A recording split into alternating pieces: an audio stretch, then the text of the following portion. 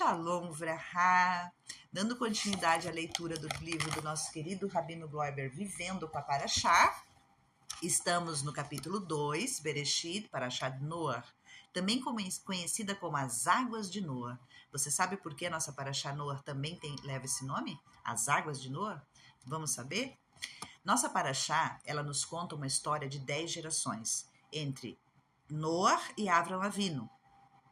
Depois disso, a história do nosso patriarca Avram é contada em 3 parashiot, nos ensinando uma história de 1000 anos de atrocidade, de 1000 anos sem Deus, que terminou no dilúvio. Depois temos mais 1000 anos de história sem Deus, que só não terminou em dilúvio, porque a Kadosh Baruch Hu havia prometido a Noah que ele não iria novamente destruir o mundo dele com água, através do dilúvio. Depois desses 2000 anos, chega nosso patriarca Avram. E ele começou a ensinar as pessoas a rezarem para Deus, a terem boas ações. E aí, tudo mudou.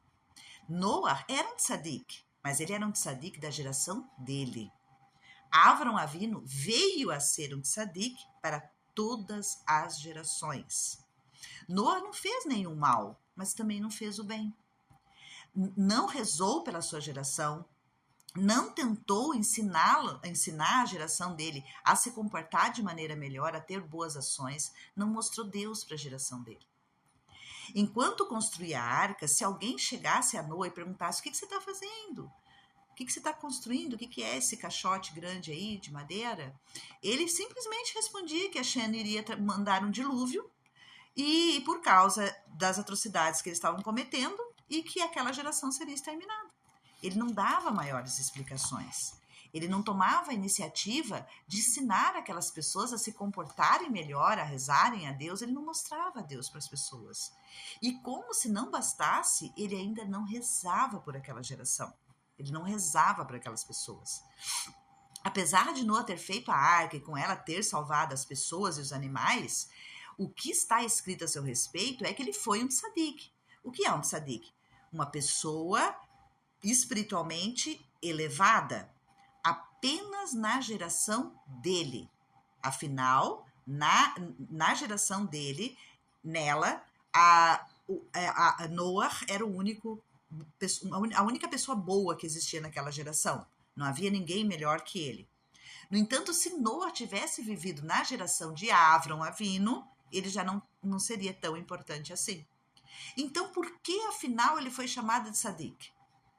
Porque ele nutria valores corretos dentro de si. Noah nutria esses valores. Sabia o que era certo e o que era errado. Só que para ele não passava para ninguém. Noah, ele não mostrava para as pessoas que elas tinham uma escolha, elas tinham livre-arbítrio, elas tinham condições, elas podiam optar por fazer coisas boas e não as atrocidades que estavam fazendo, se elas quisessem. Apenas dizia, e tão somente a quem o perguntava, que as más ações que eles estavam praticando teriam consequências, e essa consequência seria o dilúvio, o extermínio daquela geração. Então, sabemos que existem 7 mitzvot, 7 mandamentos de Benei Noah. E quando temos a oportunidade, ensinamos esses mandamentos para os povos do mundo. Ensinamos a eles a praticar esses mandamentos. Ensinamos principalmente que eles existem, estão na Torá. E nem mesmo a observância a essas mitzvot Noah ensinou. Foi Avram Avinu que se encarregou de fazer isso depois. Noah não teve a atitude de divulgar essas mitzvot dos Benei Noah. Foi Avram, o primeiro judeu, que começou a ensinar aos Benei Noah a observar as mitzvot destinadas a eles.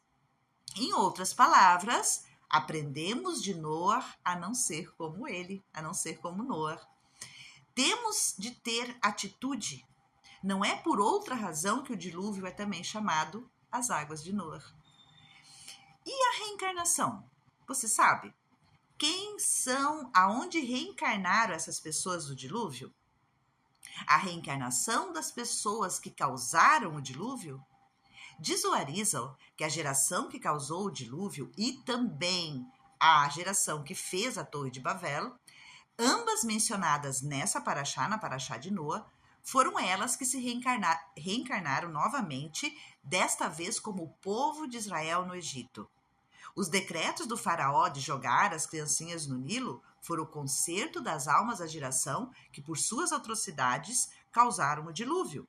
E o decreto de escravizar o povo de Israel para construir Pitom e Ramsés foi o conserto das almas que construíram a Torre de Babel.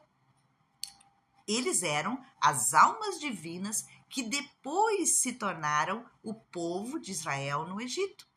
E de lá saíram para receber a Torá no Monte Sinai. Este é o final feliz daqueles 2000 anos de atrocidade, 2000 anos sem Deus. Mas foi um final feliz, foi um final muito feliz.